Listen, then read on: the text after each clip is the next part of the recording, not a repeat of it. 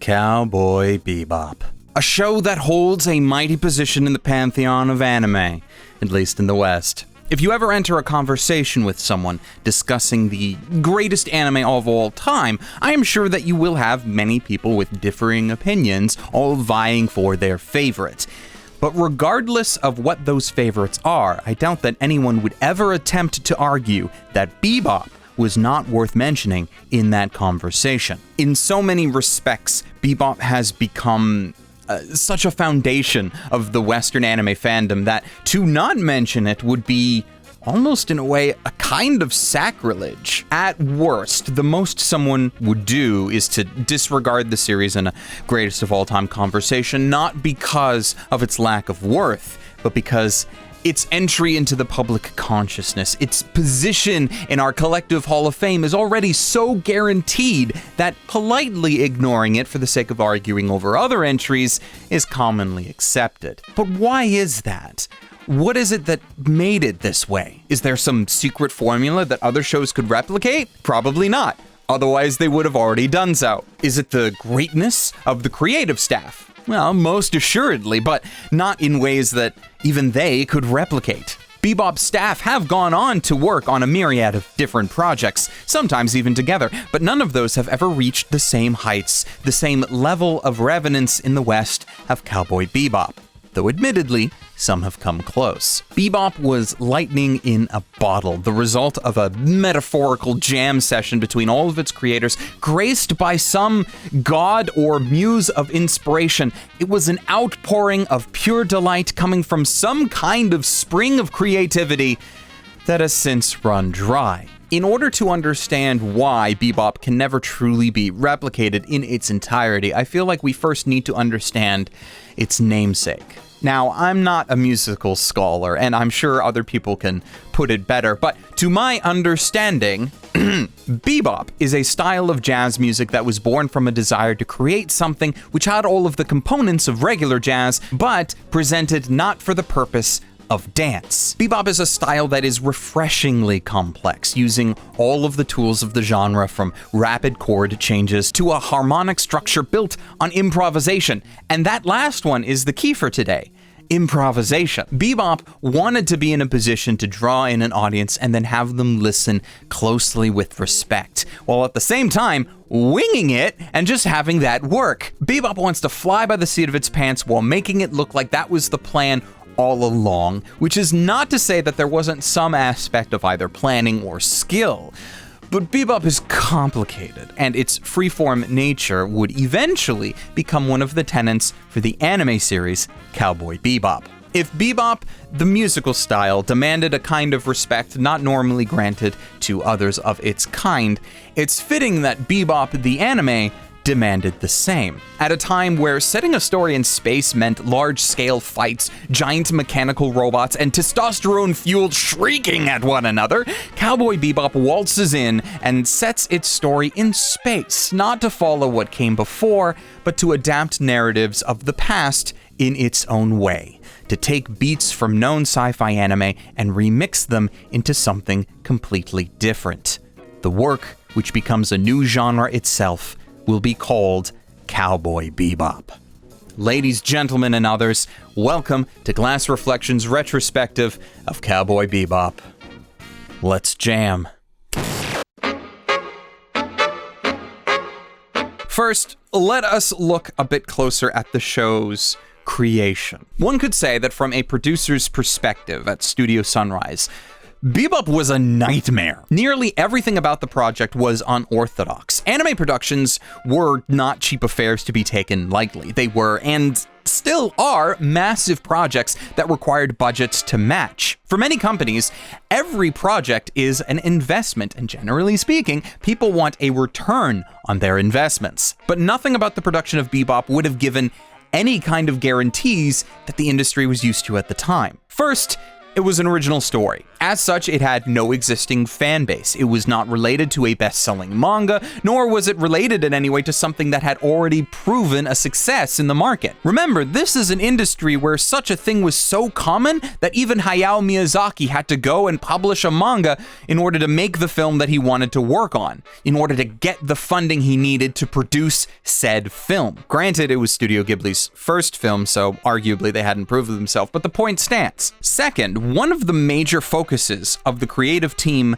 was their ability to improvise. The show's got bebop in the name, and Watanabe seemed to want that namesake of the show to inspire how they worked creatively. Because, as I mentioned, bebop as a music genre is very improvisational, so it stands to reason that Watanabe was improvisational in regards to how he ran the show. When you have, like, a main character who spends an entire episode explaining to some kid on how to just go with the flow of things, it isn't hard to imagine where he got parts of his mentality from. But it would not be unreasonable for any of the financial backers of this project to question what all of this was going to lead to, especially when the creators themselves could be described as making it up as they went. But somehow, the production weathered a lot of these concerns.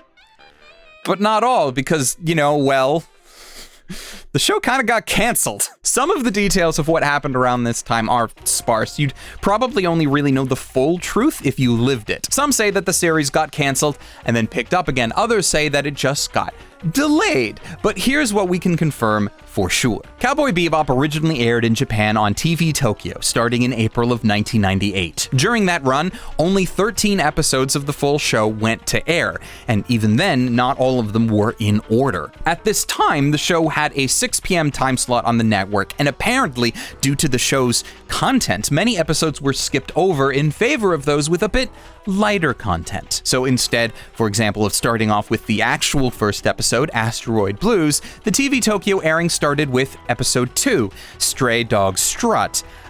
Probably not the best introduction to the series, if I'm being honest. Then the airing moved on to introduce the character of Faye in episode 3, but we then skip episodes 4, 5, and 6, instead going directly to episode 7, Heavy Metal Queen. From that point, we kept with proper order, oddly, all the way up until episode 15, which meant actually airing both parts of Jupiter Jazz, despite having not aired episode 5, The Ballad of Fallen Angels, which, I mean, makes me question the whole excuse about lighter content. Jupiter Jazz has a lot of things in it that I would not consider to be light content. Then we skipped to episode 18, and finally we used Session XX, or Session 20, as a special recap slowdown thing to fill the 13th slot. After this, the show went off the air, with Session XX even starting with a line from Spike talking about how the show is ending. But obviously, we from the future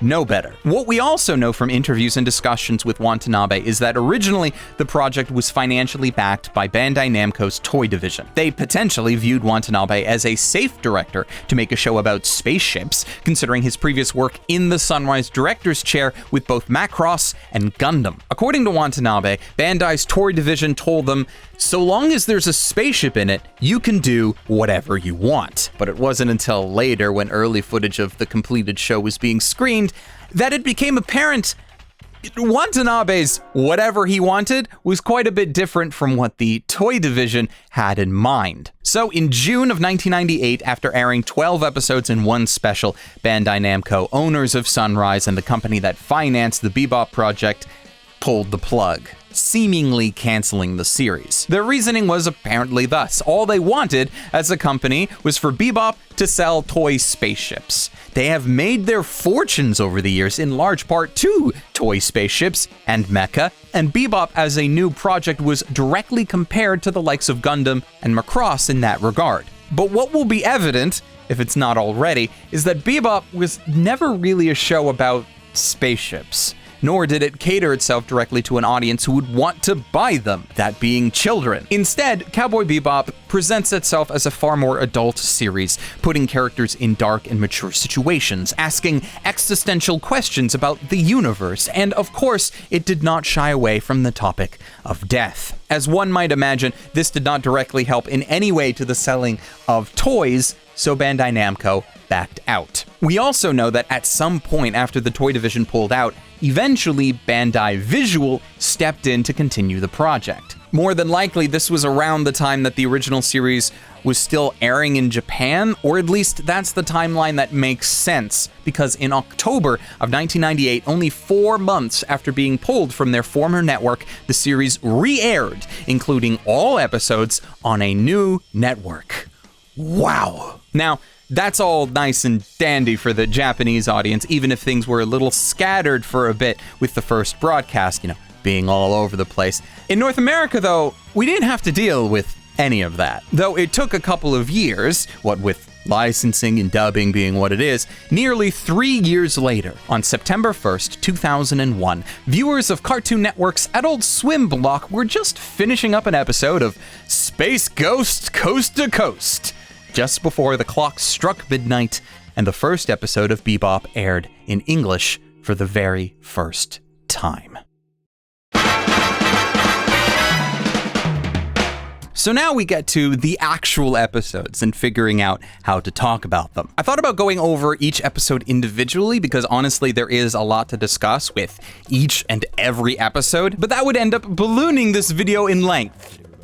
Yes, I realize how long this video is, but I could probably talk about every episode for longer than it would take to watch the episodes themselves. So instead I decided to look at all of the episodes and categorize them, because yes, you can do that. There are a handful of episode types that Bebop uses, and if we group them, it should be easier to get a handle on most of the major overtones in the narrative. There are 26 episodes in Cowboy Bebop. First, we can divide all of them into 2 camps. Taking inspiration from the 2000s anime of the same name, Ghost in the Shell standalone complex, we have standalone episodes and we have complex episodes. The standalones are simple enough to explain and very fun to watch. They don't tie into any character specifically, nor do they push along any kind of narrative arc for the series. These episodes could be watched by anyone, out of context, barring perhaps character introductions, and you wouldn't miss much. So that's Gateway Shuffle, Heavy Metal Queen, Waltz for Venus, Bohemian Rhapsody, Wild Horses, Cowboy Funk, and to a point, Brain Scratch. The complex episodes is the rest of them, which can be further divided. Not only do these episodes help develop the overall theme of the series, but every character gets their own set of episodes to tell their own personal story, or at least some of it. There are intro episodes for every character, like Asteroid Blues is not only the starting point for the show, but it introduces us to Spike and Jet. Stray Dog Strut comes in introducing Ein, Honky Tonk Woman for Faye, and Jamming with Edward shows us, well, Ed. There are what I call theme episodes that drive particular themes of the show, like Toys in the Attic, Sympathy for the Devil, and Puro Le Fou. Then, beyond that, every character gets their own solo episodes that are unique tales about the Bebop crew to not only show us who they are, but in some cases, where they came from and what they might be running from. Jet has Ganymede Elegy, Black Dog Serenade, and Boogie Woogie Fung Shui. Faye has My Funny Valentine, Speak Like a Child, and Hard Look Woman. She also technically has Brain Scratch, but while I have in the past considered that to be a Faye episode, on rewatch, it's kind of hard to give it to her since she's somewhat out of it for a lot of the episode, and it doesn't tie into her main story. Unless, being scammed again and joining a hypnotic multi-level marketing scheme is part of her continuing story, which I doubt. Then we get to Spike, who essentially has Ballad of Fallen Angels, Jupiter Jazz, and the Real Folk Blues, because he is the protagonist of the series, so any episode that is considered to be the main story of Bebop gets attributed to him. And finally, we have Ed, who gets... Well, I'm gonna be honest, Ed gets pretty sidelined as far as personal episodes dedicated to her. Mushroom Samba spends more time with Ed than the others, and more time than she really has elsewhere as a POV character. But by the end of the series, we really still don't know all that much about Radical Edward. On the one hand, I think that this is one of the bigger shames of the whole show, because Ed is a fantastic character, and even if you watch the show, you might not walk away really knowing what her deal is. Though on the other hand, that's mostly because Edward doesn't have a deal. She's not affected by her past or things in her life the same way as the rest of the cast. So arguably, the show didn't need to spend time explaining any of it, because it doesn't exist. I still feel like something could have been talked about there, or at least enough to get Ed out of the semi-comic relief wacky hole that she ends up in with the show's cast. But when trying to talk about the core theme of the show, the core message that Cowboy Bebop seems to want to tell, showcasing the journey that all of these characters are taking, it's not hard to see why Ed's journey is ignored, because, well, compared to the other characters, she's already at her destination. But now that we have all of the episodes categorized, let's go over these groupings one by one, starting with theme.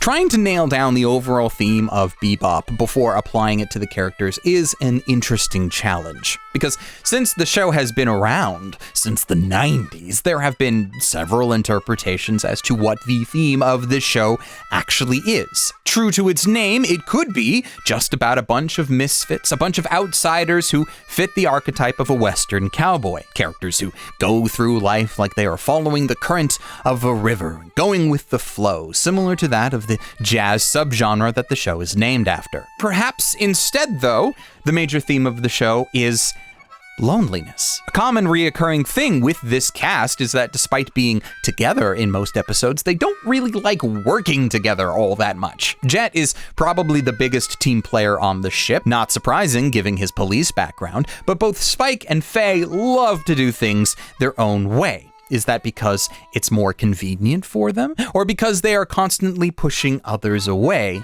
only to lament how bored they are and how alone they seem to be? There's also something that takes a little time to cook properly, but runs concurrent throughout the show until it is directly mentioned. Take, for example, the mother of Alfredo. Now, you might not remember Alfredo. Alfredo is an actor who plays one of the two co-hosts of the Bounty TV series Big Shot that's prevalent throughout the show. In the penultimate episode, Real Folk Blues Part 1, Big Shot, now canceled, sees both co-hosts out of the job, but we briefly catch up with Alfredo when Faye sees him picking up his mother at a spaceport. She enters the scene in the background, mumbling to herself, but her words carry a lot of weight if you apply it to the whole series.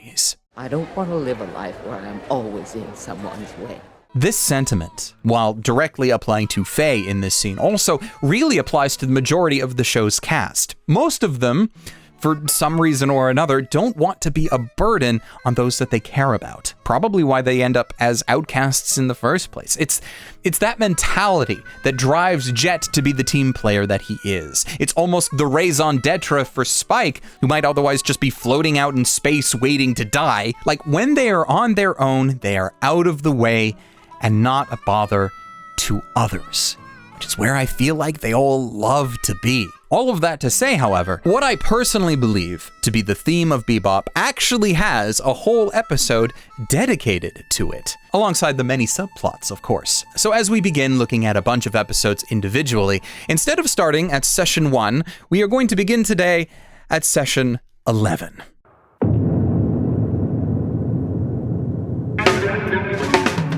Episode 11 of Cowboy Bebop, Toys in the Attic, is on the surface a homage to a bunch of different sci-fi tropes, from Kubrick's 2001: A Space Odyssey to Ridley Scott's original Alien. The crew of the Bebop is in the middle of wandering through space between jobs, bored and mostly broke. The episode doesn't have any bounty marks or targets, and it takes place entirely on the ship. Faye cheats Jet out of his belongings through a dice game, Spike tries to roast some food with a flamethrower, and Ed is just, well, Ed. After losing all of his clothes to Faye, Jet goes into a storage bay, possibly to search for some clothes to wear, but it is in there, near an old refrigerator, that he gets bit by something.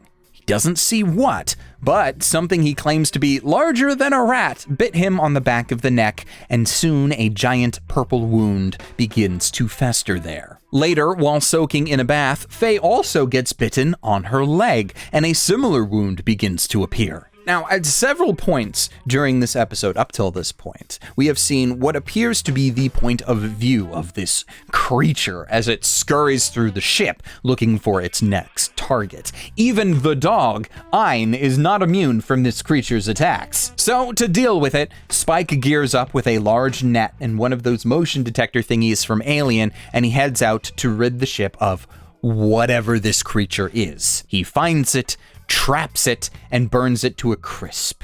And it is in that moment, smelling a familiar scent that still makes him hungry, he remembers. He remembers a crab that he had bought over a year prior and stored in the fridge back in the storage bay. He remembers that he left all that food to sit and fester for the past year.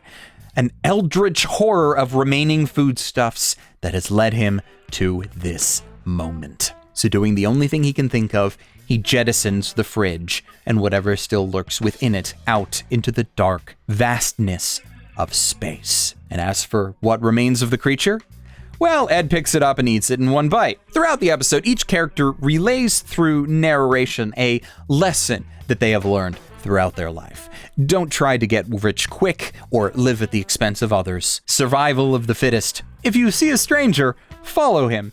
And probably the most relevant lesson to the entire series: don't leave things in the fridge. That last lesson not only plays an important role for the narrative of this episode, as it was Spike's past choices that led to this creature's awakening, but it also serves as the lesson that most of the cast needs to learn or relearn throughout their own personal arcs. Spike spends the majority of the series, in a sense, running from his past. His former relationship with the syndicate assassin Vicious haunts him continually throughout the show until its conclusion, and his more romantic relationship with a woman named Julia is a constant memory he can't shake. But he never deals with his past prior to the show. He puts those feelings and relationships away. He locks them in the attic to be forgotten. He throws it all into the fridge until they inevitably resurface unexpectedly, leaving him to deal with the consequences. It's this one lesson, seemingly reserved for a single episode just before the midpoint of the show,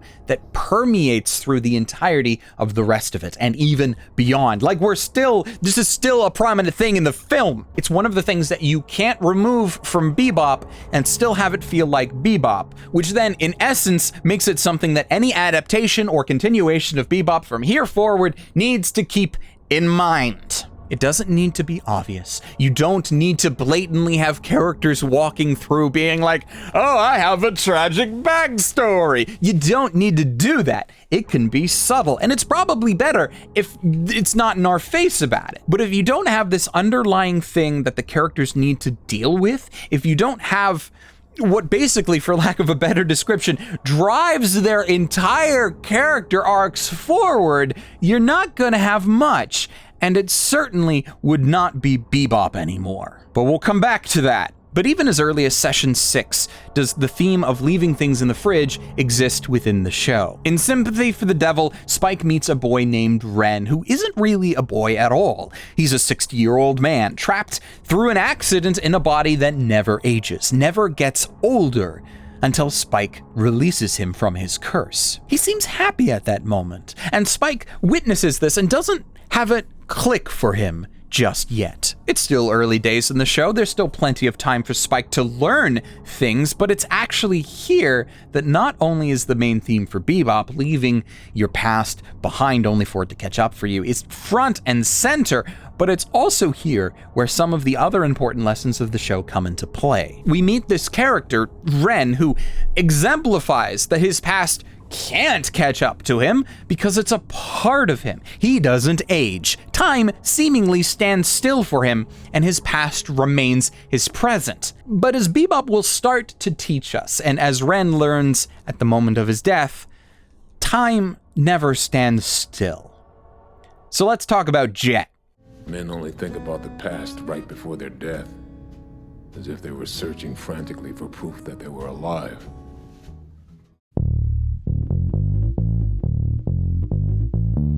If we're talking about not leaving things in the fridge, Jet is probably the most realistic example in the show. Perhaps even the most relatable, which fits, right? He's the most normal character in this series. He's the down-to-earth soccer mom of the group. The Bebop is his ship, and it might as well be a subspace minivan for the amount of pets and children that it collects during his time of ownership. Jet is also one of the first characters that we actually start to really dig into as far as his history goes. Spike tries to keep his past dead and buried for as long as possible, even after his past literally throws him out of a window, and Faye needs to be convinced to find her past in the first place. So both of those two need time to simmer, which just leaves Jet to step up to bat after a bunch of introduction episodes and the monkey business that was the initial 9 sessions of this show, which brings us to Ganymede. Elegy starts off with the crew actually handing in a proper bounty for once, one of the handful of times that they are successful at this, despite their profession.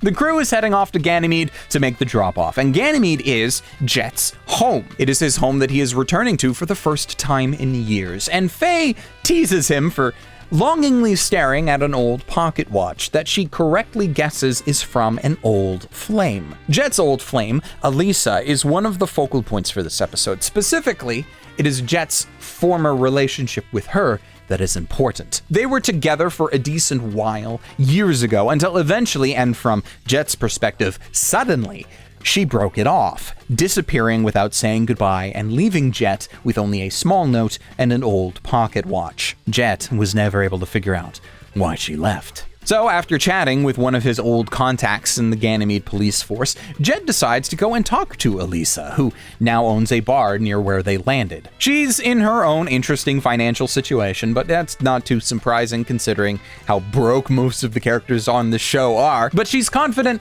that she'll weather the storm since she's not alone anymore. She has a boyfriend now, a man named Rint, who, when we meet him, is kinda squirrely. The meeting between the former couple is fairly amicable. While we don't know exactly how long it's been, Jet has been off-world for at least 7 or 8 years, and Elisa treats him more like an old friend. She treats him like whatever issues that they had is now water under the bridge, and she has moved on.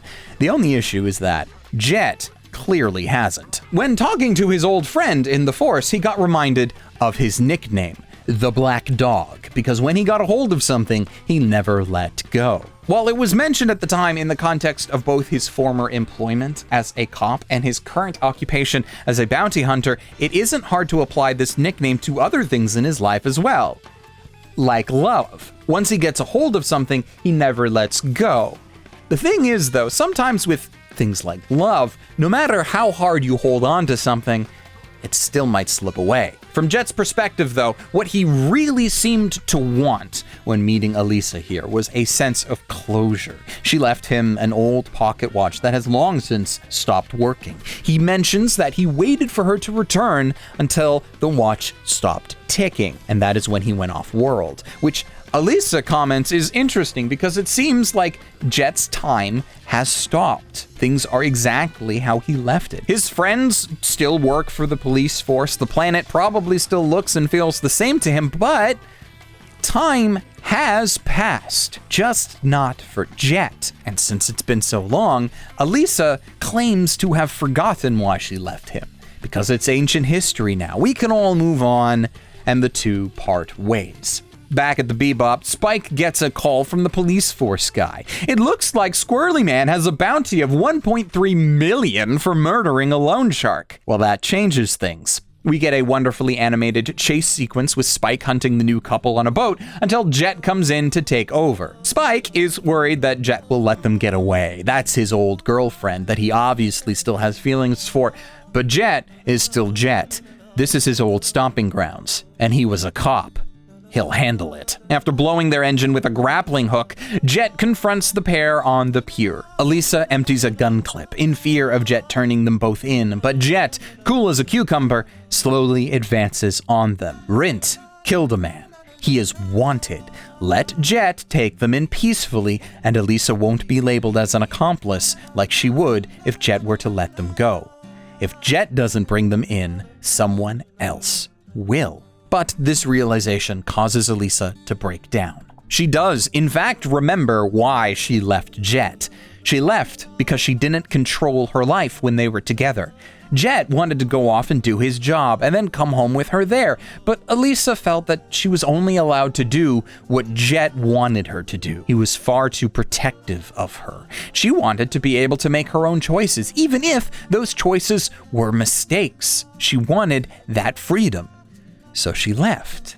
And it is in this moment of realization for her that her gun lies empty, and Jet makes quick work of the two of them, keeping them detained until the cops arrive. Based on information that Jet receives from his contacts, it is likely that Rint will get off on a self-defense charge. Well, isn't that nice? And since Jet didn't report anything that happened during the chase sequence, Elisa is getting off entirely. She just needs to wait for Rint to be released, which Jet figures won't take too long.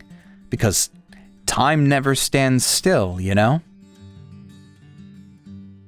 And that's the lesson of this episode. Time never stands still. Things will move on even if you don't want them to, so you need to deal with them when you can. Don't leave things in the fridge. It's a shame that it takes a while for Jet to really learn this, but at least he seems to be on the right path. It just takes more time for these lessons to be reinforced. Not to mention, it's not just his love life that's been fridged. That just happens to be the oldest slab of rotting backstory sitting in there.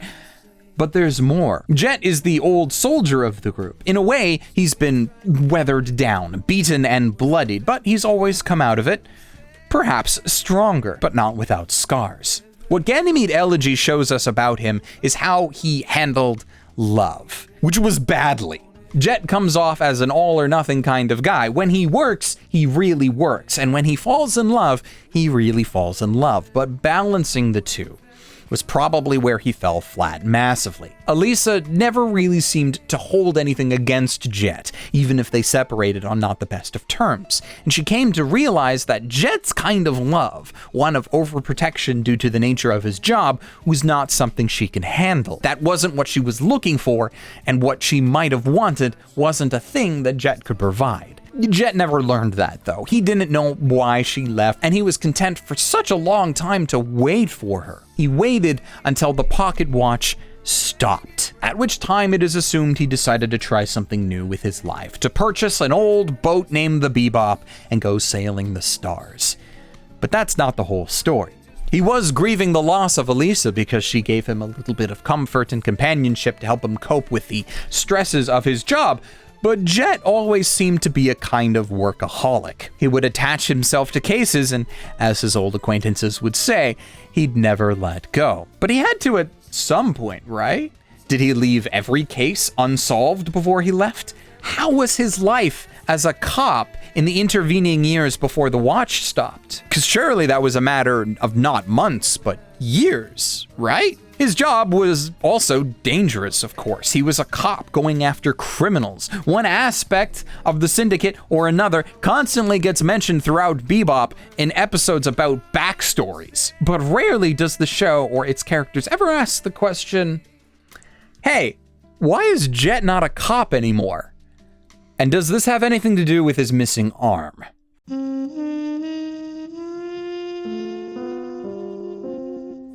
We next catch up with a Jet-centric episode at session 16. After 16 long episodes, we finally get more of the work backstory for the captain of the Bebop. We learned last time that Jet was a man who threw himself into his work, probably too much for how much time his former flame felt neglected. So what exactly happened to make him change careers? These are the aspects of Jet's story that session 16 covers. A syndicate assassin is part of a prisoner's riot aboard a transport ship, and it just so happens that said assassin is the reason for Jet's new employment and limbic injury. Jet finds out about the escape attempt and decides to team up with his old partner to go after the guy before he escapes to wherever he's heading. It's not quite that Jet wants revenge against this guy, but like with Elisa, he seems to just want to close the book on that chapter of his life. He is slowly learning to deal with his past, so this is what he attempts to do.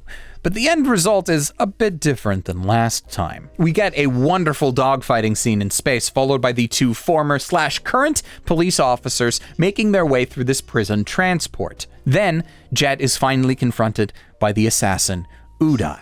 Awww is surprised to see Jet, and after sparring for a while, he asks Jet why he even bothered, to which Jet replies, it's his arm that made him do it, the arm that the assassin took away from him.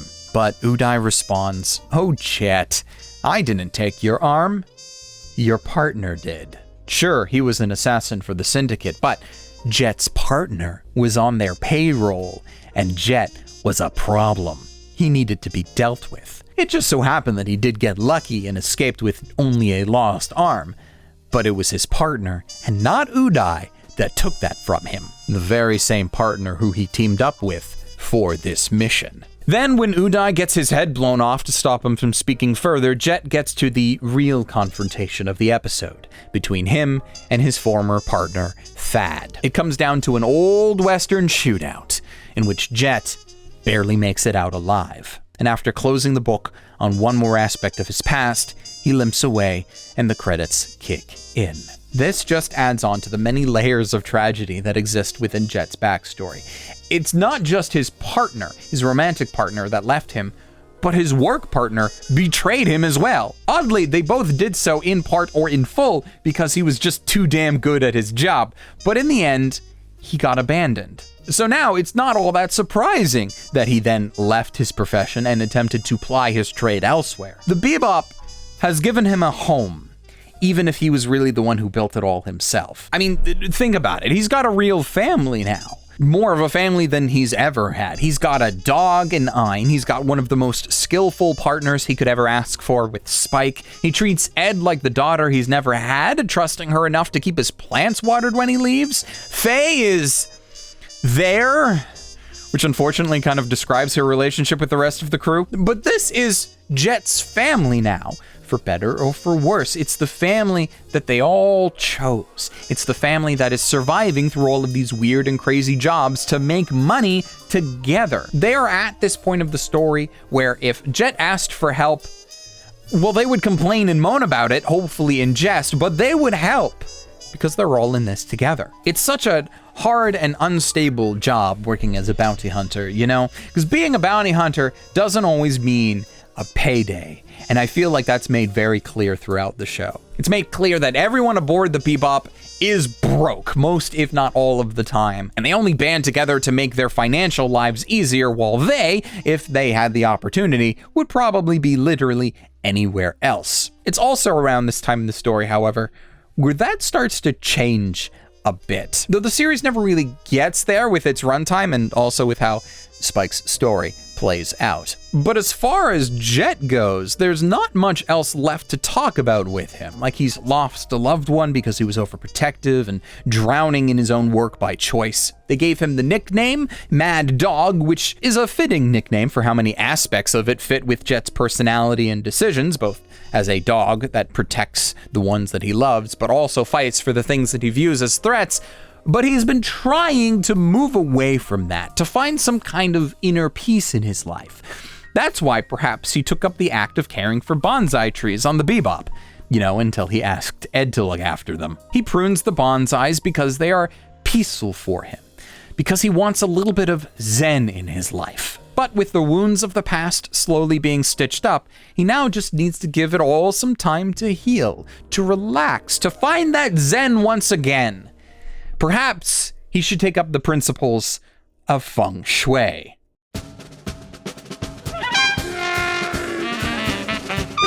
In many people's rankings, Boogie Woogie Feng Shui is considered the worst episode of Bebop.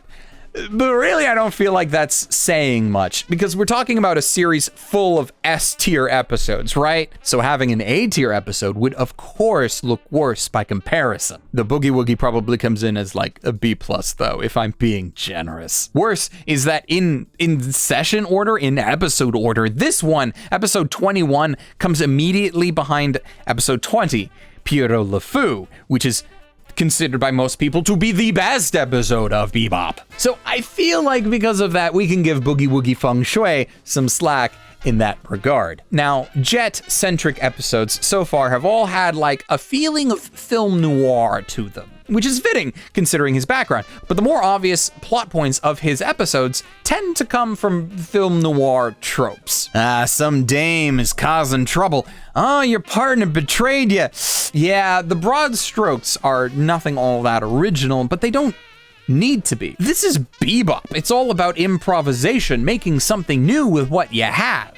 And in Session 21, the biggest aspect of film noir that is utilized is narration. While other episodes have used it here and there, namely in Toys in the Attic, Fung Shui takes that and makes it virtually the only film noir aspect to the episode. The rest of the plot is revolving around a girl and a special kind of mysticism that she trusts her life on. Jet gets a message from an old acquaintance, a riddle of sorts that doesn't make much sense, and upon tracking the acquaintance down, Jet instead finds a grave, freshly buried, alongside the acquaintance's daughter, who we don't get much of an introduction for since the pair are almost immediately assaulted by nearby gunfire from a group of suspicious men in suits. The girl, Meifa, uses some kind of octagonal board to find a path for them to escape, and despite it involving a dip in the river, they manage to do just that and shake off their pursuers. So the girl, Meifa, is the daughter of the man Jet was looking for, and she believes in what is referred to as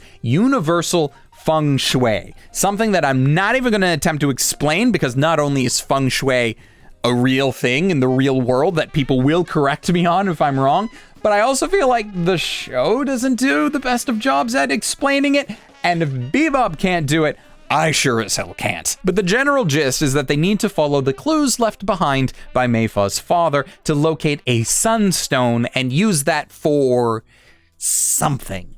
Eventually, once they do find the stone that is just unceremoniously attached to a random street statue, they use that alongside Meifa's octagonal magic board to go somewhere where another stone lies, since apparently they resonate with one another. It's fitting that for the episode with a lot of spiritual mysticism, you just have to take a lot of the plot points on faith. The result of all of that is that the man, Pow, is actually still alive. He's just lost in some kind of hyperspace bubble that he has no escape from. His message to Jet was sent in an attempt to use Feng Shui and bring Jet to him, also bringing his daughter to him, specifically so that he could say goodbye, which Meifa appreciates, but she still feels like her father abandoned her because he did when he broke up with her mom. There's not a lot of time spent on that, and I really feel like there should have been. It's a touching scene, but unlike other Jet episodes and even other Bebop episodes, it leaves a lot of questions on the table, which is not even considering the question of,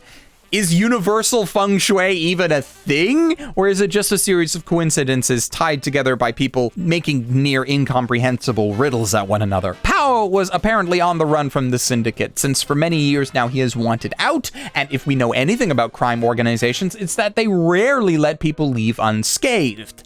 Looking at you, Mr. Wick. The whole plotline for the episode just feels like a mid-tier escape room puzzle, except that the end wasn't nearly as satisfying. Because this episode was supposed to be for Jet, and after all of the hard-hitting tales of his lost love, his lost arm, this escort side quest feels like a bit of a downer by comparison. Not only that, but despite including a bunch of banter from the other Bebop crew, this episode doesn't really do much to move any other plot line. I mean, like, Mad Dog didn't do that either, but it also cut those characters out entirely, which was fair. Ganymede Elegy, though, did a bunch of development for the other cast, despite it being a Jet-centric episode. It was extremely subtle development, but that's just kind of how Bebop rolls. Going back to Ganymede, you can pick up on Spike's subtle take on the situation as to what's going on. He comments to Faye that not all girls are like her, more than likely referring to his own romantic partner, who is nothing like Faye, as we will learn. And we also see how Spike reacts to Jet's former flame running off with another man. His reactions become a lot more telling once we find out that he is in a similar situation himself, with his own former flame. You wouldn't pick up on that, though, during your first watch, because by episode 10, we barely even know who Julia is, but the fact that it still has an influence on how Spike acts in that episode is masterful storytelling. The development for Faye in that episode is similar as well, because while it could probably just be brushed off as simple fan service, which is definitely a part of it to be fair, Faye's attitude towards the situation makes it very clear where her mind is at with how her life currently is. She is very self-centered at this point in the story, and it's not until she's confronted with her own demons that she could have any semblance of introspection, all of which is forthcoming. But for that introspection to matter, the show needs to establish where she starts from.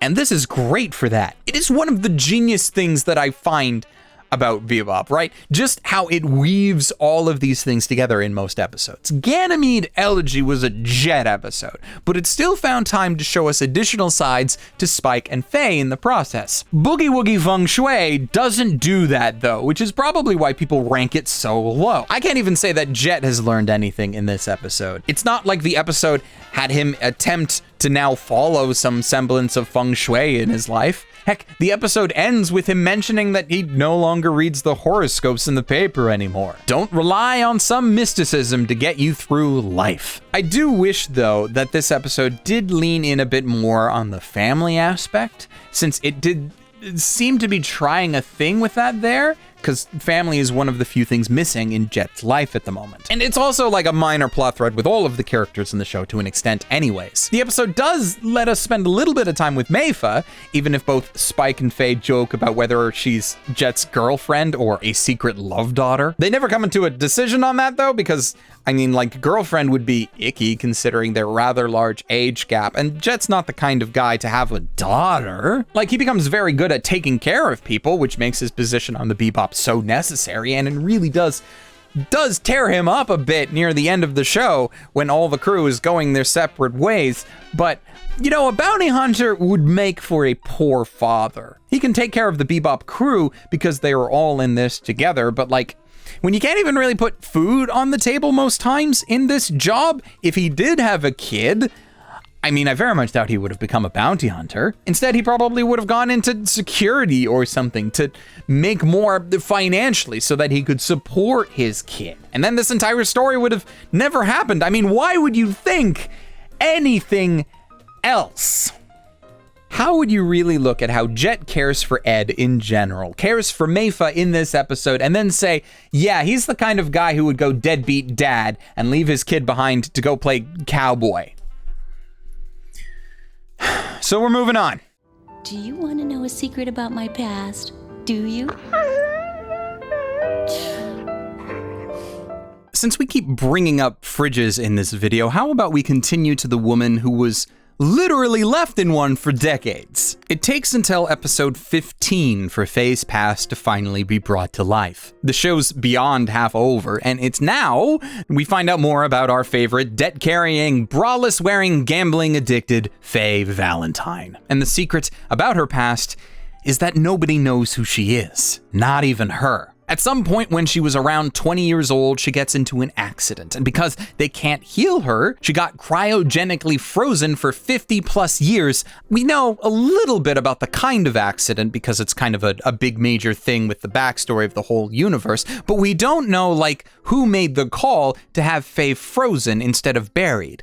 Was it her family? Was it a good friend? Who knows? But she's awake now, years later, all healed, and as the clinic points out, in massive debt now. Freezing people is apparently not cheap, nor is using medical technology that was probably new and didn't have an off-brand variant yet. And since even the clinic doesn't have any records of a family, she gets indebted to them to pay it all back. The biggest downside, however, is she herself is now suffering from amnesia, probably from the freezing process. She doesn't know who she is or why she is still alive, but that just makes her a very easy mark. She gets enraptured by a man claiming to be an insurance agent sent to help her case, but in reality he turns out to be a scam artist who fakes his own death and leaves Faye with all of his debt, which she gets conned into agreeing to take, thinking that she would instead get like his estate and all that he owns. And it's not until after she signs that it's pointed out to her that all this guy had was debts, and now she has even more. The episode starts to slowly paint a picture of why Faye is who she is, because really, most people are just like a sum of their experiences in life, right? But she doesn't remember anything from her first 20 years. It's only the last 3 or 4 years that make up her personality, and those years are full of just being the victim of cons and scam artists, people who want to use her to just make a quick buck. Heck, that's how she ended up with the Bebop crew in the first place. Her debt was used as blackmail by others to do their dirty work for them. It's not hard to imagine why those experiences have led her to becoming as self-centered as she is. She has to act that way. She'll get used otherwise. Trust people? You mean like all the other times? Yeah, that's worked out for her swimmingly. As the episode continues, it turns out that the con artist who faked his death went on to continue conning other people out of their money and ended up getting a bounty put on his head. Though not much of one. The smallest of the small fry, as Jet puts it. But it's a bounty nonetheless, and Jet ends up bringing him in where Faye recognizes him immediately and wants answers. She's not gonna get it out of him though, because Khan's gonna con, and virtually everything he tells her is a lie, and she knows it. But because Faye is Faye, she decides that she wants some kind of revenue for the shit that he put her through. So she's gonna be the one to hand him in, and she'll fight Jet and Spike for the privilege. Eventually, the fight cools down when the real cops arrive. I say real cops because there were fake cops before, but those fake cops were just the doctor and nurse from the clinic, who are also con artists. Surprise. I wonder where all that debt came from in the first place. But they all skedaddle, and Faye smugly locks up the dick bag in jail. A job well done, just not a job well paid for. This is our first real dig into Faye, the start of probably one of the most satisfying backstories in the whole show. Personal opinion. Mostly because of how it plays on the themes that we've already discussed in the series. Because, like, if the show's main theme is don't leave things in the fridge, how does that apply to someone who has no past? How can Faye have left something in the fridge if she has no fridge? Well, the answer to that is that she absolutely has a fridge. She just doesn't know where she left it. She's been used and abused, but somehow keeps her head through all of it. Despite not having any memory earlier than 4 years back, she is still able to strut around with a level of confidence that most people don't have in their lifetimes. But all of that is just a mask to cover up a deeply broken woman who does seem like she wants help. I mean, she bears her soul about her past to a freaking dog, because Ayn is not one to judge. Shame, though, that Spike, who is in the bathroom, totally judges. How long were you in there listening, Spike? Too long. Your story needs editing. He's harsh, but mostly fair. Faye is a product of her own experiences, and just as she has been constantly lied to and misled, she equally does the same to others. She's learned and she believes that lying is just what you do. Gaslighting is how people communicate, but deep down, she just wants something more than that. Like, the Faye of her past is calling, desperately trying to make her remember what her life was before and to get back to that somehow. Unlike, with Jet's story where he's just trying to get closure on what's already happened in his life, Faye is just instead desperately trying to find out what happened in the first place. How did she end up in that clinic? Who is she? Who is Faye Valentine?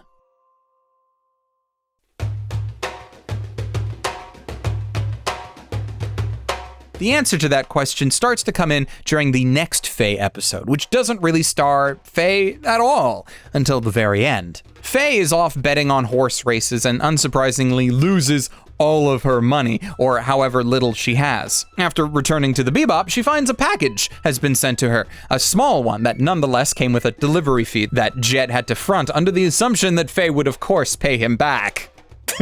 Bad chance of that, though. So, because she has no idea who sent the package or who could be after her for more money, she bails, leaving the package in the hands of Jet and Spike, who, through curiosity, open it to find out what could be worth sending to Faye. Turns out, someone, somehow, sent an old beta tape. Betamax is a consumer-level analog recording and cassette format of magnetic tape for video. It's a really old tape, okay? Mostly used for recording television or popping into a handheld machine and literally making old crappy home movies from like the 70s and 80s. The pair drop in on some old tech collector, and while he does have a machine that can play it, Spike's complete disregard for antique technology leads to not only the beta player getting broken, but part of the tape getting eaten, so the pair need to find another player elsewhere. Meanwhile, Faye has moved on to betting on dogs and actually winning a bit of money. Must be because those Bebop boys were causing her bad luck.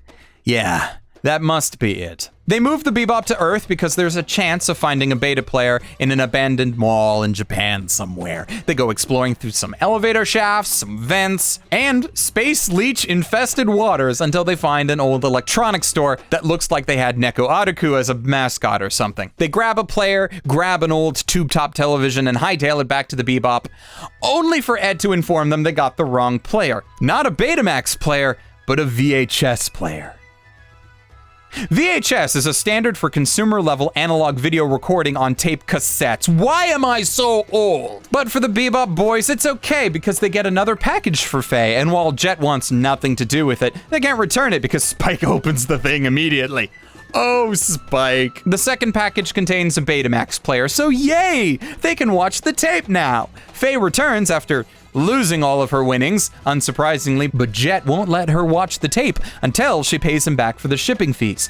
So she decides to pass on that, but sneaks a watch anyway from the hallway. The tape turns out to be a home video recorded by a young girl who certainly looks like Faye, way back when she might have been 10 or so. The girl explains that her and her friends are recording messages to themselves 10 years into the future, and she asks, "Hey, me, how's life going? You're probably causing people a lot of trouble, but that's okay. I know you don't mean to, but life's good, right?" Considering that we know by this point Faye has no idea about the past, the playing of this tape is a rather large gut punch. I mean, you have this extremely cheerful, innocent girl talking about waking up peacefully in the morning with a breeze coming through the window. We get shots of her bedroom, which seems well maintained and full of toys, books, bits and bobs, the things that a 10-year-old might have. We see a glimpse into the world of this little girl who seems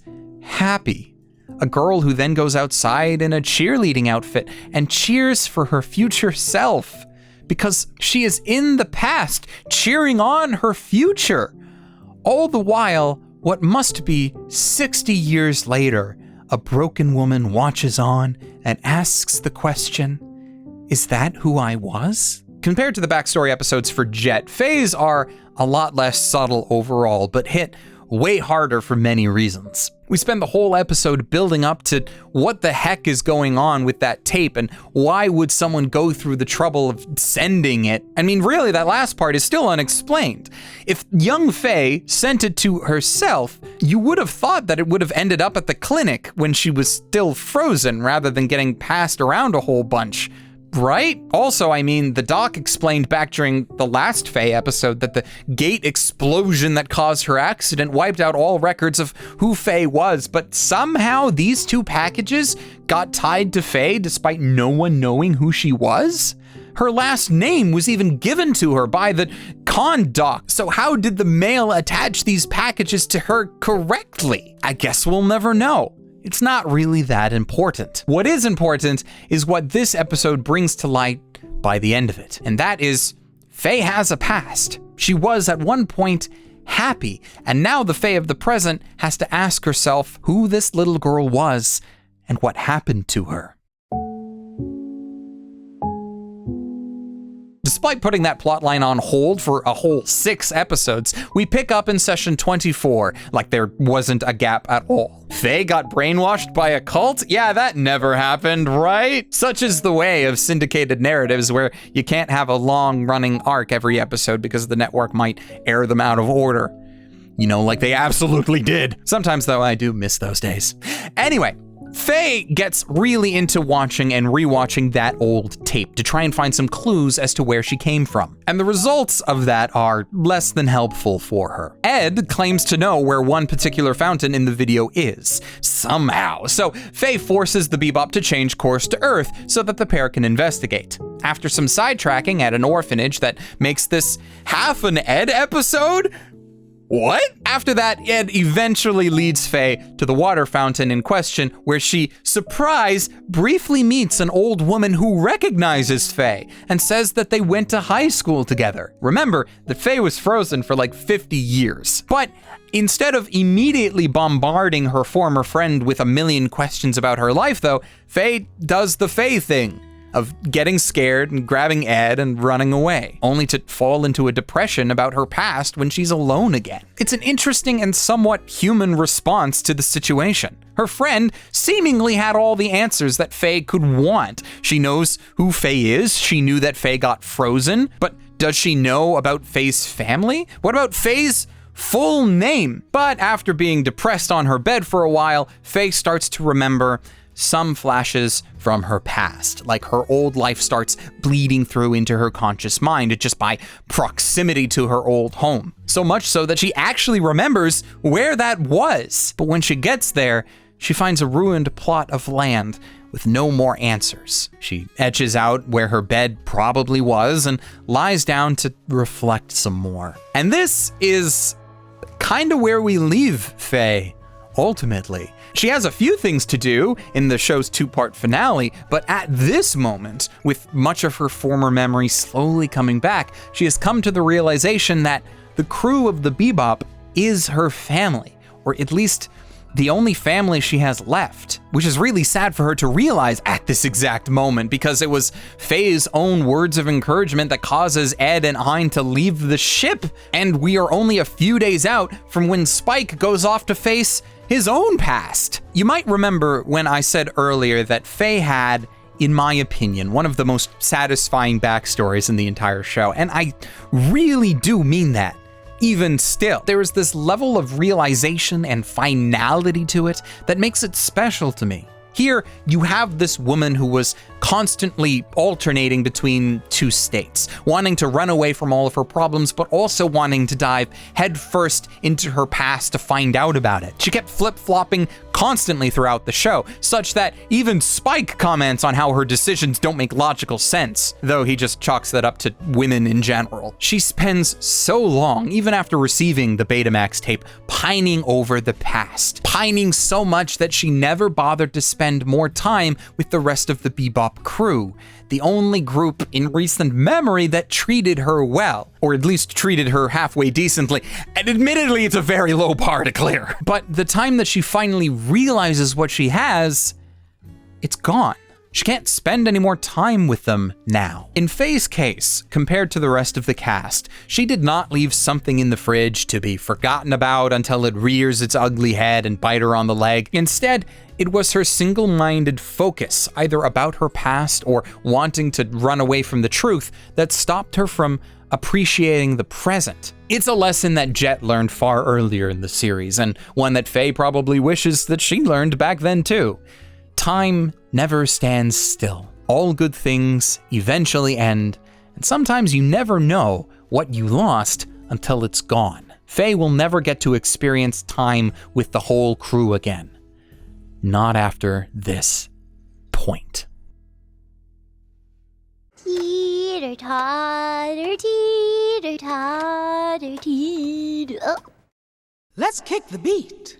Which brings us to Ed and Mushroom Samba. Mushroom Samba is an interesting episode to talk about because it doesn't really follow the same format that we have been going over so far. While every episode we've discussed up till this point either had something to do with like the overall theme of the show, or it was a deeper dive into one of the main cast, Mushroom Samba does little to progress any of the show's themes, and barring some blink and you'll miss it subtleties, it doesn't really do much to progress the characters either beyond what we already know. It's no wonder then that this episode has the reputation of being, well, just the one where the whole cast gets high on mushrooms. Having learned nothing from the last Out of Gas episode, the Bebop crew have been without food for several days and out of gas for about just as long. Fortunately for them, they are on course with Europa and have enough inertia to get there.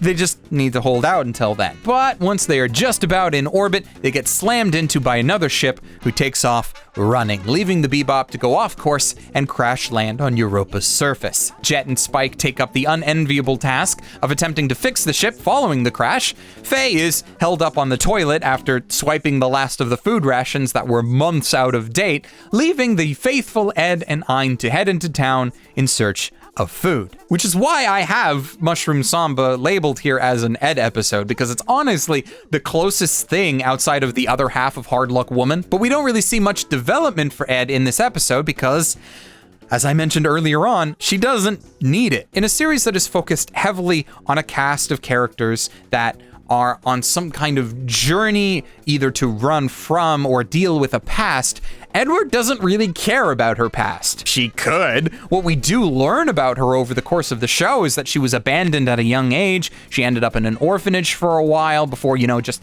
sashaying off and using the vastness of the internet to traverse the universe as she pleased. But she's more like a Greek god suffering from amnesia and hopping around without much of a care in the world. And gods help whoever ends up crossing her or forces her to ever actually become serious, because she has the technical and intellectual prowess to topple civilizations. If only she had the motivation. In terms of her place within the crew of the Bebop, well, alongside all of these other broken idiots and best boy in the galaxy, Ed seems to hold three major positions. Firstly, as a deus ex machina who can hack, track, and digitally assist with any plot that needs to be overcome. Secondly, she is a provider of levity in increasingly dark and depressing situations. And in this way, Ed serves as a bright beacon in an otherwise dreary ship to help everything feel lighter than it otherwise would. Thirdly, though, she is a kind of vision for the future of these characters, or rather as a shining example of where they ought to end up in their own personal journeys. We have that time when Spike, for example, explains what it's like to move like water, to go with the flow. But not an insignificant chunk of that mindset he espouses to others feels like he's just fooling himself. It's like he's trying hard to not notice that while he may be going with the flow of water, he acts like there's a heavy anchor holding him down from truly escaping the current of the universe. Sometimes Spike acts like a dead man walking, and I believe he thinks that way about himself. But he's not allowed to die. Not yet. He can walk on the stairway to heaven, but the universe won't let him progress. Won't let him reach the same level of inner peace and euphoria that Ed embodies, at least until he has dealt with his past. What are you trying to hide from me? So how'd you mess up your arm, huh, Jet? What does that have to do with it? Nothing at all.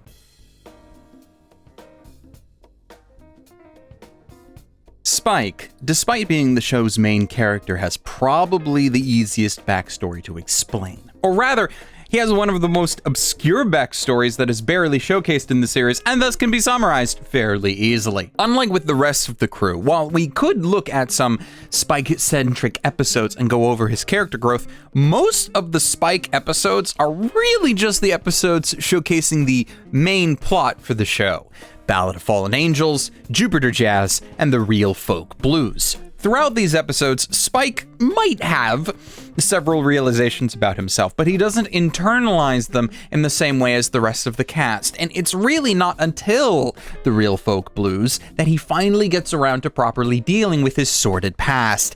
And then the show ends. It's a story that is mostly built up all in service for the last few moments of the entire show. And since most of it is not plainly stated, some of what I am about to talk about with Spike is conjecture. So take that as you will. Ballad of Fallen Angels is really the first true episode of what people think of when they remember Cowboy Bebop. Sure, episodes like Honky Tonk Woman and Gateway Shuffle are indicative of many of the elements that Bebop is known for, but when you really get down to the elements of the show that people remember, Ballad of Fallen Angels is where it starts, mainly because it's our first real look into the background of Spike and a deeper look into the Shadow Syndicate mob-like organization that's constantly mentioned in passing during the show. The episode starts off with the assassination of a syndicate leader by the name of Mao. More specifically, the assassination of two separate syndicate leaders, but Mao is the most important because of his relationship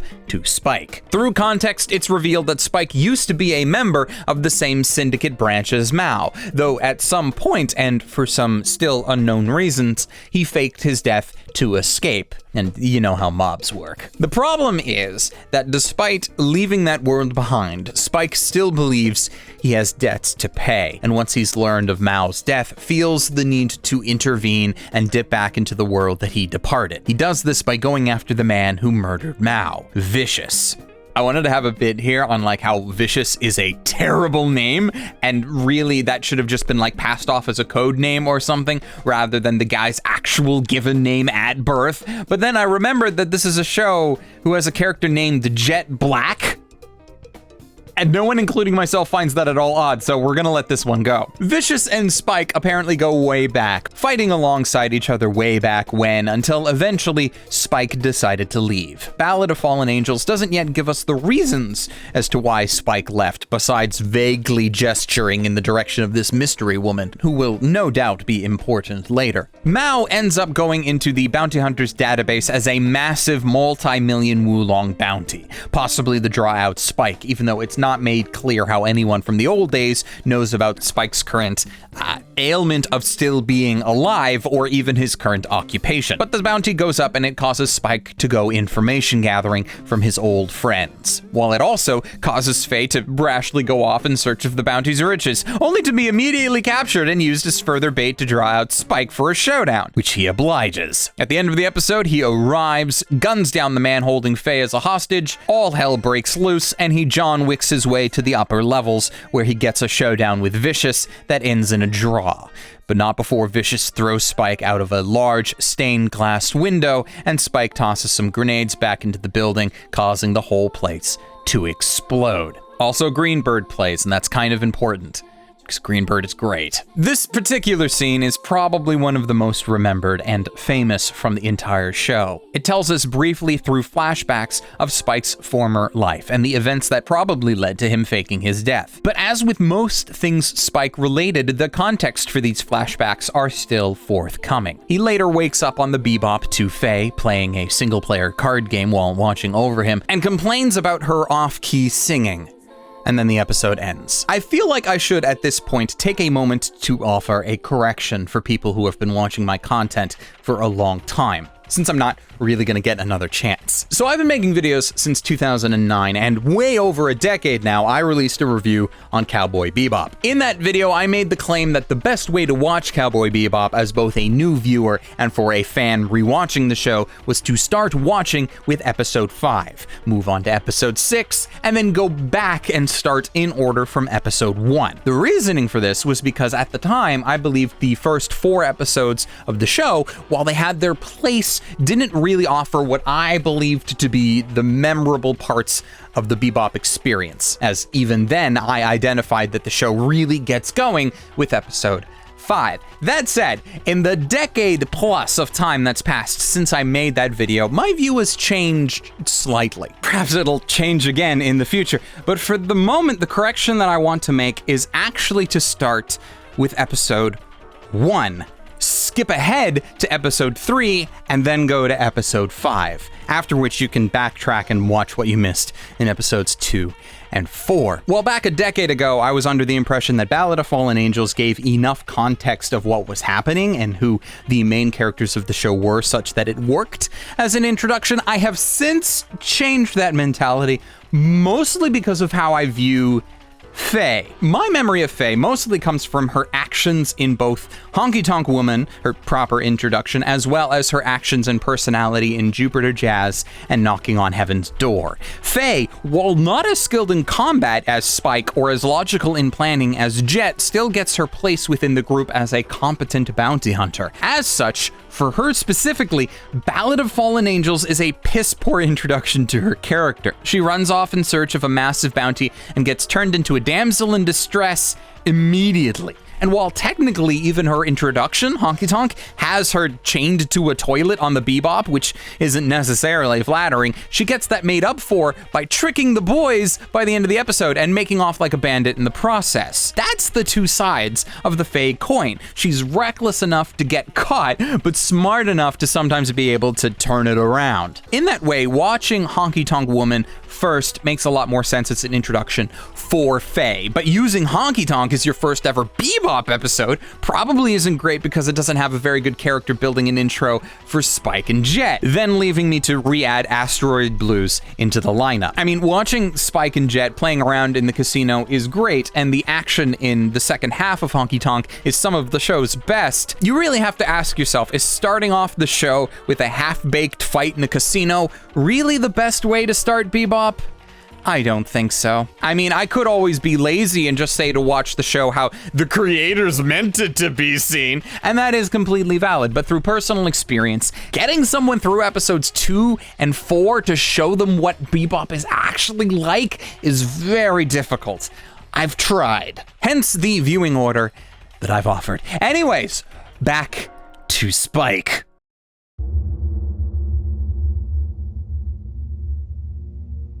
Jupiter Jazz is the show's first two-parter, and as such has a bunch of interlocking stories that all blend together through the runtime of the episodes. Alongside the return of Vicious as a character, we get the introduction of a former soldier and comrade of Vicious, Gren, and also Lynn, who worked alongside both Vicious and Spike in the past, though Lynn's role is fairly minor. Vicious is looking to buy a large stock of the drug Red Eye, and he ends up setting up a meeting with his former comrade Gren for the deal. During the setup, they end up using the code word Julia for the meet, which will be important in a moment. Back on the Bebop, Faye is bailing on everyone once again, taking the money Jet had locked away in a safe. And while they have Ed searching the net for leads on her existing whereabouts, Ed runs into an airing communication detailing the deal between Vicious and Gren. Though through that communication, all she gets out of it is the code word they used, Julia. At the mention of which, Spike immediately sets off against the wishes of Jet, who would rather have him help getting Faye and his money back. It is implied that Julia is the name of Spike's mysterious woman from his flashbacks, and while we still, even at the end of Jupiter Jazz, don't really know who she is and why she's important, it's made clear through the actions that Spike takes that she is super important to him. Important enough to go after Vicious again, even though he didn't fare so well after their last encounter. For some reason, we don't get any explanation for how Vicious survived that last meeting. I mean, being at ground zero to a grenade explosion that blew out the whole church back in episode 5 should have done a number on him or something. But I guess we're just gonna gloss over that, right? Well, Spike does end up confronting Vicious and asking about Julia here in Jupiter Jazz. Lynn gets in the way and knocks out Spike with a tranq gun, probably as a mercy instead of just outright killing him. Now, I do list Jupiter Jazz as a Spike episode because really it's the continuation of his personal plotline. But because it's a two-parter and has so much going for it, to call it just a Spike episode is a little disingenuous. There's a decent amount of characterization for Vicious in there as well, in how he treats the former soldier Gren, as well as Gren's background, which gets center stage for a little bit, and also Faye gets a bunch of development through her continued interactions with Gren. I mean, in some ways, Jupiter Jazz could even be considered more of a Faye episode than like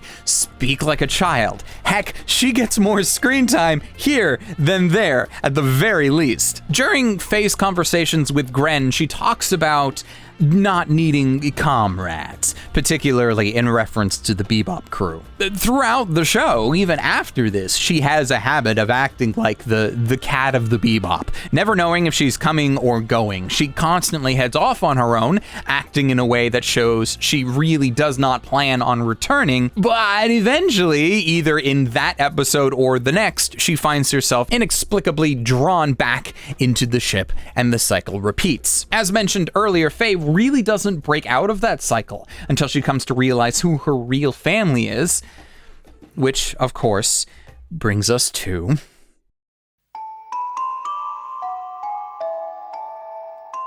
Since this is another two-parter and I'm mostly attributing it to Spike, I might as well get the Faye portion of this episode out of the way. So after finding her home back in the previous episode, Hard Luck Woman, Faye is hopping around Earth a little bit. And just before leaving the airport with her ship, she sees a blonde woman getting chased by a nondescript black car. On seemingly a whim, Faye shoots out the car's wheels and jumps in with the blonde woman, and they help each other escape from the car chase.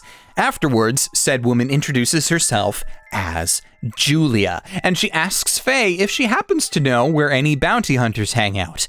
because she's looking for one. Though by the end of their time together, she more bluntly asks Faye to deliver a message to Spike because she somehow knows Faye's relationship with him already. Faye returns to the Bebop and relays the message to Spike, who jets off in search of Julia and has a whole bunch of time with her, only returning to the Bebop just before the final confrontation. And it's there where he has a meal with Jet and a talk at gunpoint with Faye. This is Faye's final scene in the series and one of the show's best. She tells Spike that she has her memories back, but they didn't matter.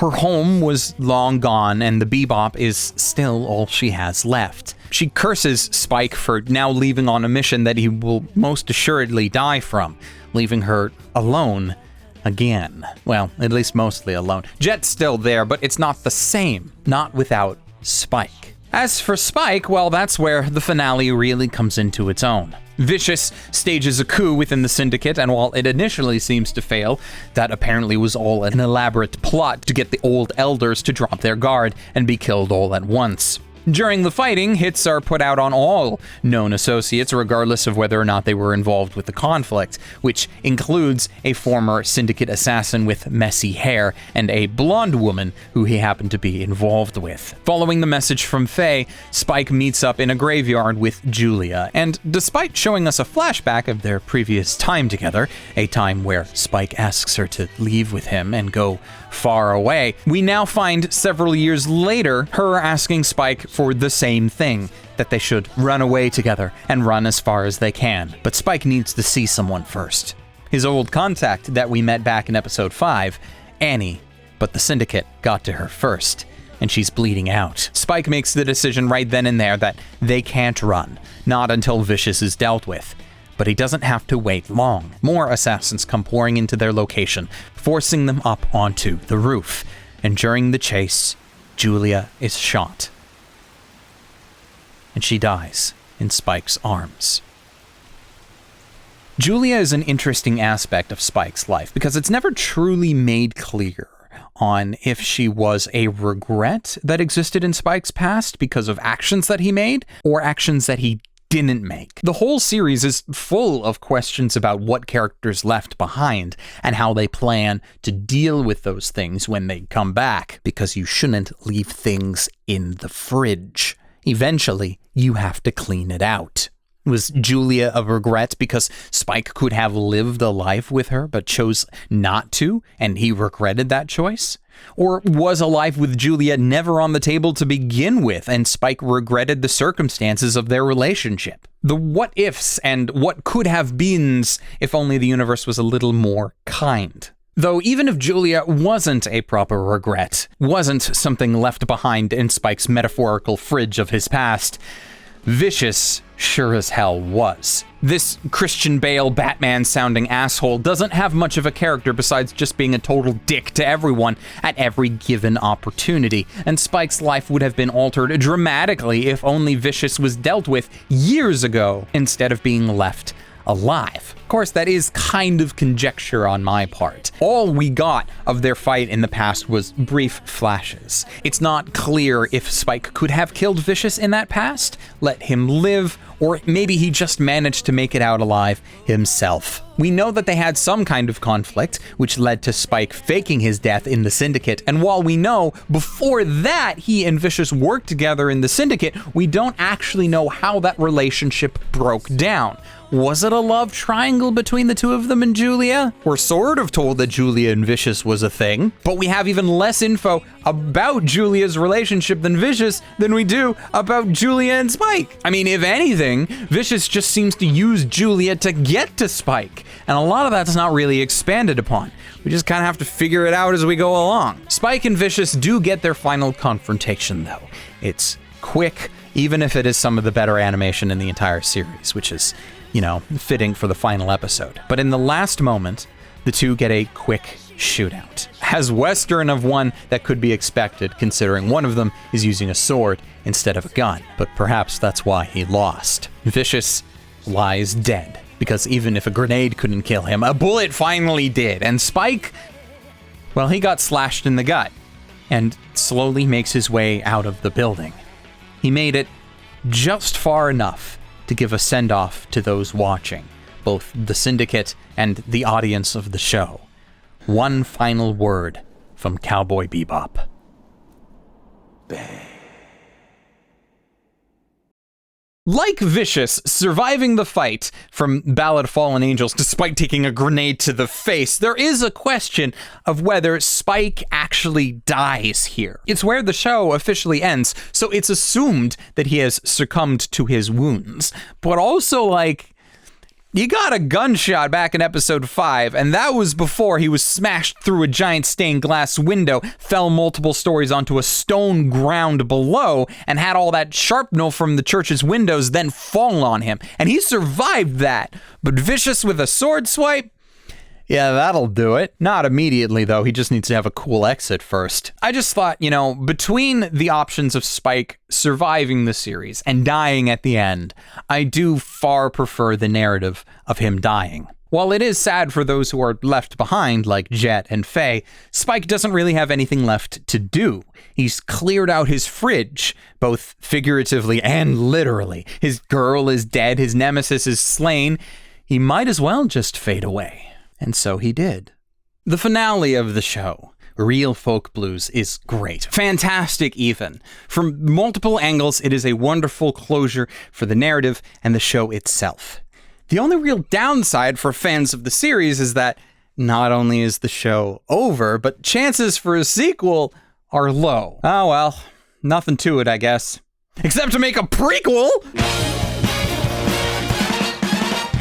Just over 2 years after the ending of the series in September of 2001, the newly formed anime studio Bones collaborated with Sunrise and the creative staff of Bebop to bring us Knocking on Heaven's Door, the Cowboy Bebop movie. Knocking on Heaven's Door, of course, continues with Bebop's habit of naming episodes after songs in the same way that JoJo's Bizarre Adventure names stands. To keep this video's runtime, though, from ballooning even further than it probably already has, I know you checked the runtime already.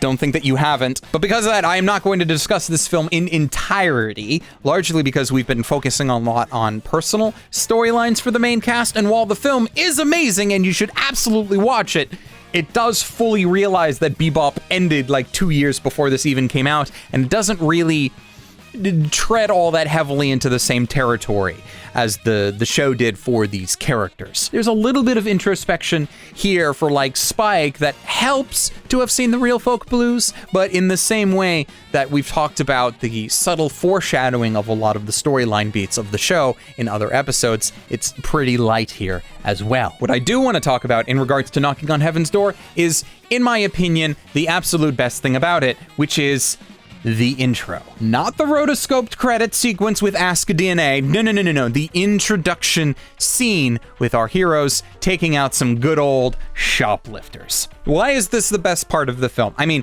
the film as a whole is amazing. We got to see these characters again after so long. It's right before the show's finale, narratively, so to speak, so they are at the peak of their own personal developments while at the same time not being quite there yet. But the intro scene is, in my opinion, the best way that they could have possibly introduced or reintroduced Spike and Jet to the audience. If you have never watched Cowboy Bebop, the show, this scene makes it so that you know who these characters are now, what their job is, and how both good and bad it is that they are at said jobs. We start off with the leader of the shoplifters having a chat at gunpoint with a female cashier. He starts comparing the world to a great big pot of slushy stew. He says that there's one ingredient that makes the world special, though. And what is that ingredient? And the cashier says, the meat? Ah,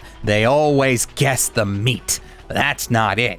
It's the stew mix that makes the stew. Eventually, we get his motivations here. He used to work for a security company, the very same company that provides security for this convenience store that he is currently robbing. But since he helped design their systems, he's bypassed them. Why? Because they fired him. And if he goes around robbing stores that use said system, the company will then have their reputation ruined because they can't protect their customers. It's all payback. Eventually, Spike comes in wearing headphones. He sneakily knocked out the guy guarding the door with his foot, and now he starts roaming around like he's jobbing and doesn't notice the robbery in progress. Spike then uses a party popper to surprise the lead robber and knock him into a coffee maker, giving Jet the opportunity to drop down from the ceiling, and the two of them cleanly wrap up the robbers. Until, of course, the film pulls a Pulp Fiction reference, and this last Travolta mofo pops out of the bathroom, having missed everything, and he instantly goes and holds up an old lady at gunpoint as a hostage. It's at this moment that we learn all we need to know about Spike. He points a gun at the pair and clearly and confidently says, "Yeah, the old woman means nothing. I'm here for your bounty.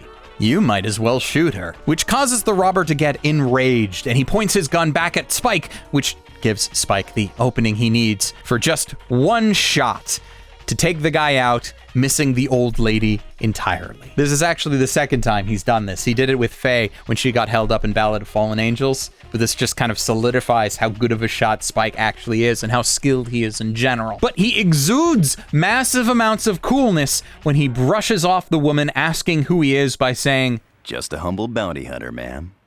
Like, this is Spike. This whole scene is a masterclass in character introduction, so much so that it has inspired others to do the same. Remember Ruby? If not, it's probably for the best, but Ruby did a near beat-for-beat recreation of this scene to introduce its own main character, and it works so well for that. This scene from this film is a near perfect encapsulation of all the cool bits of Cowboy Bebop. It is so good that you can absolutely steal it and make it work elsewhere. This scene is just like a big old bubbling pot of stew. As long as you take the stew mix, you can put in whatever else you want. Make it work with anything else, just like Ruby did. But if you try to recreate this stew, thinking that all you need is the meat to make a good stew, you end up with disaster, because it's the stew mix that makes the stew. You can have the veg, you can have the meat, you can have all of these things that would make a casual observer look at it and say, yeah, that looks like a stew, all right, but you won't know that it doesn't have the stew mix until you've tried it. Without the stew mix, it ain't a stew. And with that segue,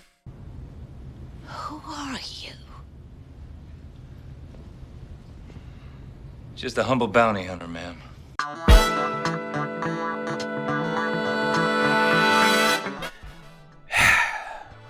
So when Netflix Bebop ended a few years ago, when it aired in its entirety, I took a few days and then I sat down in front of my camera and I went on a near hour-long rant about it, trying to coalesce all of my thoughts into this like stream of consciousness explanation of what I didn't like about the show and what was just okay. And really, having rewatched that rant of mine, I mean, I do wish it was a little more structured and a little less rambly, but all of the major beats, the problems that I have, are there. So you really should just go and watch that if you want as close to my full thoughts about Netflix Bebop as possible. But in summary, Cowboy Bebop Netflix is just a show in space with guns and snark. It's a stew that's got the meat. It's got the elements that on a casual glance would have people looking at it and say, yeah, that looks like Bebop. But it's the stew mix that makes the stew. And this version ain't got it. It yoinks plot beats from major episodes of the anime and then readapts them to somehow be worse. Netflix Bebop is like a middle schooler copying your book report on the narrative of a show and just puts it into their own words without really understanding the material and what it was trying to say in the first place. It's as subtle as a brick, which ruins the delicate flow of the anime's narrative. Like, you remember when I was talking about Spike's role in Ganymede Elegy, right? When he's like talking to Faye that not all women are like her, and then the extremely subtle changes in his character when he's witnessing Jet's former lover running off with another man. If you know Spike's history with Julia, then these moments suddenly mean so much more. if you come back to this episode on a rewatch, you will notice so much more. All of that info is so subtle that you need to know that it's there to notice it. And it gives value to a rewatch of this show because there is so much detail about it that is impossible to see the first time through. And I love that. If Netflix Bebop were to try to do the same thing, they would have added in so many Vietnam-style flashbacks to that scene with like Spike's time with Julia to nail home, to make sure that people knew the first time what was going on through Spike's head. It feels like they're talking down to us, speaking to us like a child. We couldn't possibly understand the subtleties of the situation, so to make sure that we know how clever they are, they beat us over the head with it. Episodes taken from the anime are readapted poorly, trying desperately not to do a shot-for-shot remake of the anime, and contorting the rest of it just enough to be different. And then they add in so much extra stuff to make it new and different, but none of it matches the soul of the show. Like, Jet has a kid now. But instead of leaning into that and showcasing how the old man of the Bebop handles it, they set him up to be a deadbeat dad who just barely is able to help his young daughter grow up.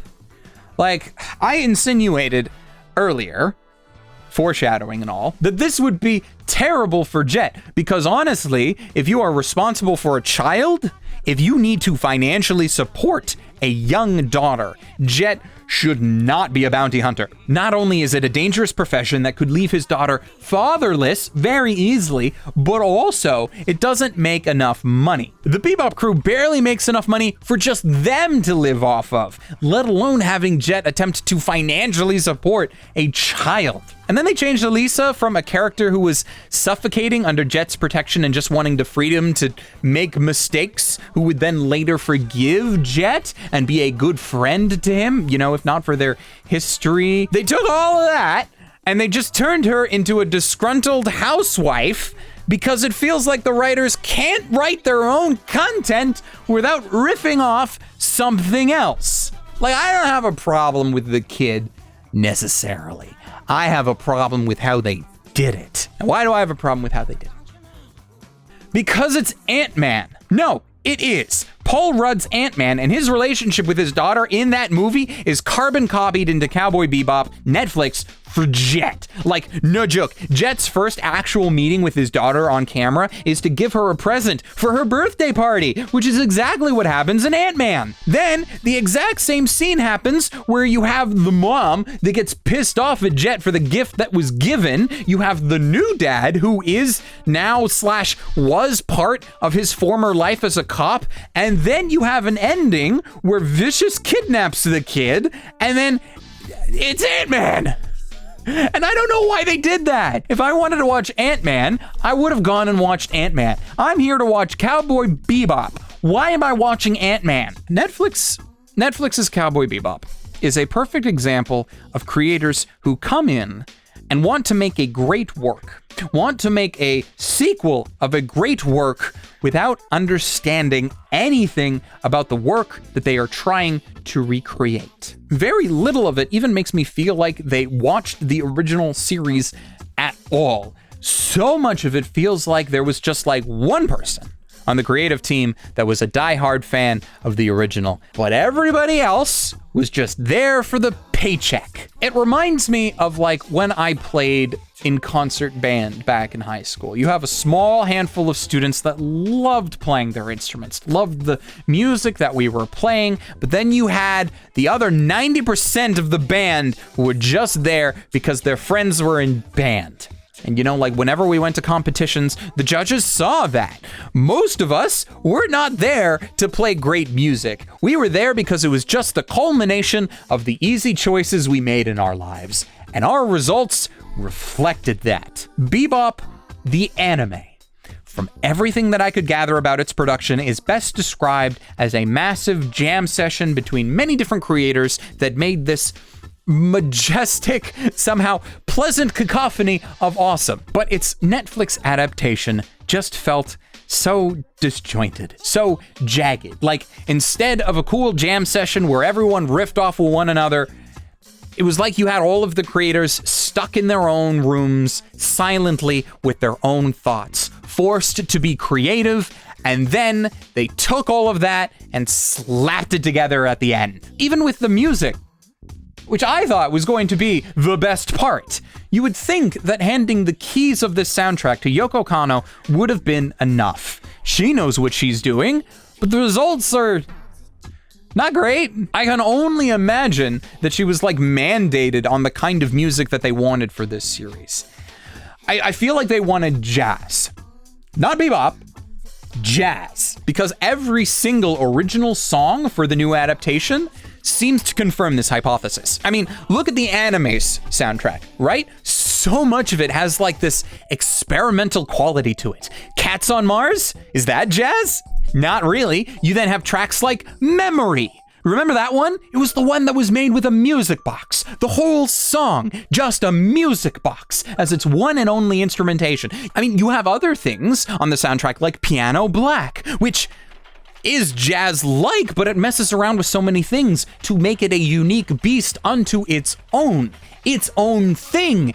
It's bebop. Netflix Bebop feels like the creatives tried to listen to the original soundtrack, but they only made it through and listened to like Tank, Rush, and Bad Dog No Biscuits. And then they just told Kanno to make a bunch more like that. So she did. What they probably should have done is just be like, hey, Yoko Kanno, go make music. What kind of don't care. Just make music. Let her cook. Maybe they did do that. And maybe she just didn't give a shit. I mean, I hope she got paid well, but none of the work done for this new adaptation feels like it was meant to be there. It's like when you're watching a movie and the director just slaps on some classical music. It's there to fill the void, and the music doesn't add to the scene. It doesn't feel like the music was part of the initial creative process for any of the narrative beats or the episodes at all. It was like an afterthought, which for Cowboy Bebop is sacrilege. Like, I mean, I hate to keep going back to Ganymede Elegy, but it is the most quintessential episode for the whole show. But like, from that episode, when Jet takes over for Spike in the chase scene, a song called ELM plays. That song is this beautiful guitar solo with an absolutely gorgeous male vocal track.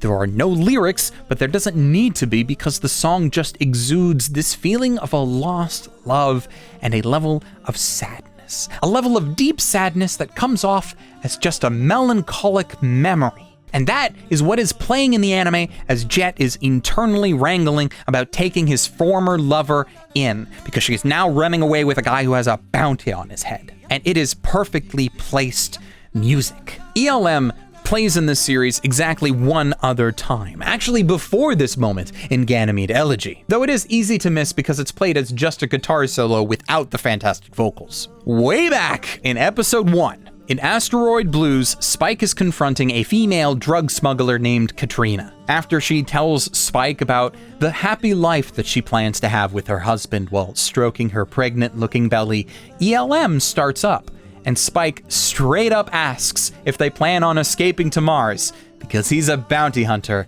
and he's after them, which shatters the illusion that either of the smugglers are making it off-world unscathed. Though Spike does quickly get blindsided, and the two smugglers run off together as the song finishes. Like its other appearance in Ganymede Elegy, the song holds the same level of melancholy, and for exactly the same reasons, just for a different character. Here, Spike is looking at this woman and hearing her plans for a life off-world with her husband. They are running away from their past choices, and she wants to start a happy family with him. And in the context of Spike's own life, he is seeing a future for them that he wanted for himself. He wanted to run away with Julia, maybe even start a family. He wanted them to be together and happy, but you don't immediately understand that because you can't, even with the music playing. All of it only comes through when you know more about Spike's past. And that is why it is a fantastic scene, and it helps introduce Spike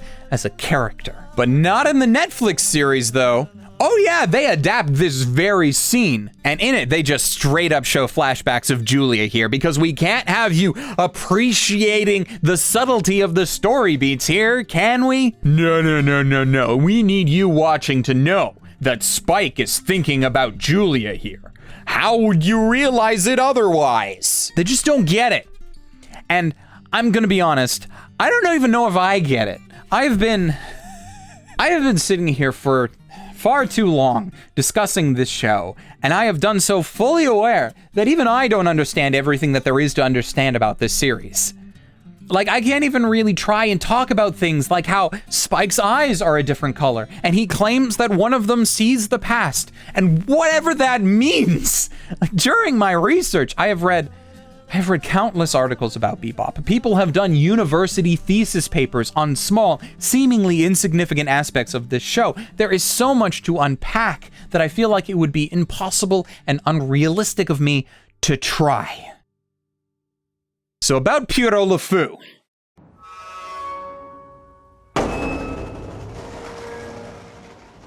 Pierrot Le Fou, or Requiem for a Clown, is the 20th episode of Cowboy Bebop, and it is simultaneously the least Bebop episode of Bebop, while also being the best from the show's run. But that really just comes down to what you like about Bebop. It just so happens that people really like Bebop when it decides to have larger scale action scenes, and when you have Spike being tossed around a darkened, seemingly abandoned theme park by this blimp-sized Baron Harkonnen motherfucker. The actual story beats of the episode are extremely simple. After a relaxing night of drinking and playing pool on Mars, Spike starts to head back to the Bebop to sleep. Though, unfortunately, he becomes a witness to an assassination of a high-level police boss, done by a laughing man in a top hat and a cane.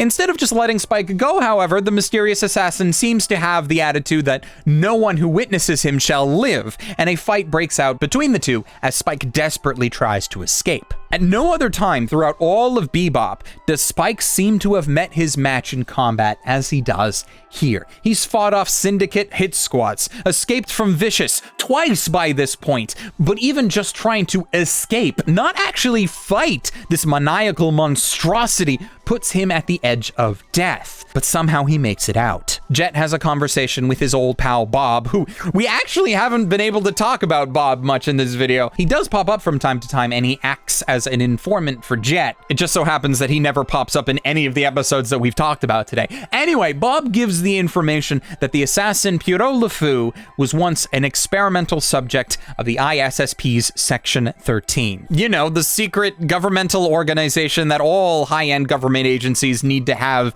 in order to make secret projects that just turn into intrigue for this sorts of shows. It's kind of ridiculous, but who cares? Eventually, though, this experiment escaped, and he's been going on a bit of a rampage against the head honchos of the ISSP, seemingly for revenge. It just so happens that Spike was unlucky enough to come across him. Before any of this info can reach Spike, however, the Bebop gets an electronic invitation for Spike to meet Le Fou at Spaceland, an offline theme park in the city. And despite joking to Faye that this will probably be the time that he doesn't walk away from a bad situation, he goes to the fight regardless. And the fight itself is quite simply the best sequence in the whole show. And I say that as the action follows the second best sequence in the whole show, which was this episode's intro. An intro that has Le Fou flying around Mars and like, look, I realize in modern day the 2.5D animation of the buildings moving about and Le Fou prancing like a madman doesn't really hold up, but if you consider that this was made in the late 90s, that sequence is so amazing for its time. So to put a long story of the fight short, Spike eventually finds a weakness to Le Fou's seemingly invincible barrier that blocks bullets, and having won the fight, the episode ends. And if that's all you wanted out of the episode, then that's fine. It's still one of Bebop's best episodes, but if you dig just a little bit deeper. There's a little bit more going on here. During the episode, there is a sequence explaining LeFou's past and the experiments performed on him to make him what he is now. Ed hacks into the ISSP database, but instead of his past being told through exposition, like through Jet or Bob, we get a non-vocal animated sequence showing the events with musical backing. That last bit being the fun part, because the musical backing is significant, because they play on the run. Now, there are many times that the work of Yoko Kanno has been compared to other artists. She usually likes to rip off a style of whatever sound she is going for. Here, though, she doesn't do that. The Seatbelts, Kanno's own bebop musical group for the series, don't create an original composition for this sequence. Or they also don't crimp a style from someone else. No, instead they just flat out play a one-to-one cover of Pink Floyd's On the Run. Now, I don't expect you to understand the significance of that, and also I don't have the time to go into the history of English psychedelic rock from the 1970s, and even if you did know some of that info, you still might not get anything, because heck, if you look at the famous album that On the Run comes from, Dark Side of the Moon, On the Run is on the lower end of popularity for that album. It is a running synth track with some extra sound effects invoking the feeling of running through an airport, possibly late for a flight. Now, that seems pretty innocuous, doesn't it? What does the fear of missing a flight have to do with how the song is, or how it pertains to Puro LeFou? Well, while the song does focus on missing a flight as its subject, it's been spoken about that it's more of showcasing the universal feeling of being rushed for time. You are racing the clock to get to where you need to go before it's too late. It's also the stress of trying to do something that has large consequences for failure. That's what running through the airport means, and that is also how it is tying to Puro LeFou. There's actually a really great breakdown of not just On the Run, but the whole album Dark Side of the Moon in totality by Polymorphic on YouTube, and I highly recommend you check that out if you have the time. But all of those themes and that pressure that the music brings is coalesced into the Seatbelts cover version of On the Run. While it's played in bebop over the montage of LeFou's life, the sequence itself comes in at the midpoint during the fight between Spike and LeFou. So while it's ostensibly placed in the episode for LeFou, I feel it's building further on the aspects of this episode that are very particular to Spike. Throughout the series, till almost the end of the show, Spike has been near constantly on the run. He's attempted to face his past on a few occasions, but each time he's been blown up, shot, or he's almost suffocated in the vacuum of space because of his former choices. In Puro LeFou, Spike gets literally forced by the universe into a confrontation that he might not walk away from, like some type of cosmic karma to get him to stop running. He jokes to Faye that he probably won't come back from fighting LeFou, but he does it in a way that it's more of a Schrodinger's joke. He's actually completely serious when he talks about it, but for Faye's sake, he passes it off as a joke. He's going into this fight knowing that he could die. So why does he do it? Did LeFou piss him off that much? I don't think so. I think LeFou is just the nail in the coffin of Spike's learning that he can't keep running. LeFou has a reputation for hunting his targets to the ends of the solar system, and now that Spike is on his shit list, their confrontation is inevitable, so he might as well go and see LeFou. Whatever happens, happens. But there's also the aspect of how Spike has been treating his own life up to this point. Like, sure, he's been bounty hunting, flying around like a mad cowboy, eating bell peppers and beef, but several times he's given off the impression that he cares very little for his own life, instead risking it constantly for the sake of the crew. Near the end of the Real Folk Blues, Spike says something about his upcoming fight with Vicious. "I'm not going there to die. I'm going to see if I am truly alive." This attitude applies to Puro LeFou as well. You have this guy who really shouldn't exist. He can fly, he has paranormal levels of offense and defense, he's able to stop a bullet with some kind of force field. What kind of madness is this? But Spike is still able to somehow prevail, and LeFou gets whisked away by the passing parade of the theme park, almost like he wasn't there in the first place. Was it all just a dream? Is Spike truly alive? Or has he been dead the whole time? Could he be just a shadow lumbering through the cosmos? A man on a never-ending stairway to heaven. The story of Bebop, the story of the main characters in this series, can be summed up with some specific passages. Time never stands still. Survival of the fittest. If you see a stranger, follow him. And the most important, the real lesson of Cowboy Bebop: don't put things in the fridge. Don't wake me from the dream. It's really everything it seemed. I'm so free.